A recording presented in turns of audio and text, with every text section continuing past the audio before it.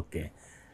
Next ఇది ఎవరో పేరు రిఫరెన్స్ ఏదో స్టోరీ అదంతా పక్కన పెడితే ప్రతి మనిషికి అప్ అండ్ డౌన్ ఉంటుంది, సడన్గా ఫాల్ అయ్యింది ఉంటుంది, సడన్గా అప్ అయ్యింది ఉంటుంది. మీరు ఆ ఎమోషన్ సినిమాటిక్ కాబట్టి భారతీ రాజా అతని పేరు ఇచ్చేస్తున్నారు. అతని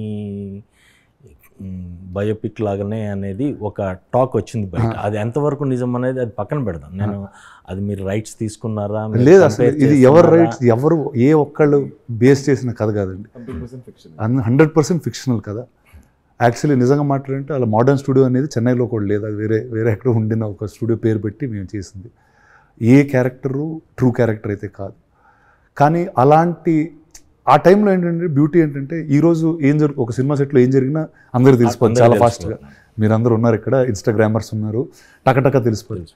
కానీ ఆ కాలంలో జరిగిన ఏ చిన్న విషయం అన్నా దానికి ఒక భూతద్దంలో చూసేవారు. ఎందుకంటే అప్పుడప్పుడే తెలిసాయి, కొన్ని విషయాలే తెలిసాయి.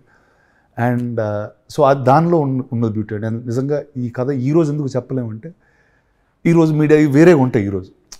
సో ఏం చెప్పగలనుకున్నాం ఈ కథలో అంటే కాలం మారింది, ఆ సినిమా చేసే విధానాలు మారినాయి, కానీ మనుషులు మాత్రం అలానే ఉన్నాం, ఈగోస్ మాత్రం అలానే ఉన్నాయి. ఆ నేపథ్యంలో చెప్పాల్సిన కథ.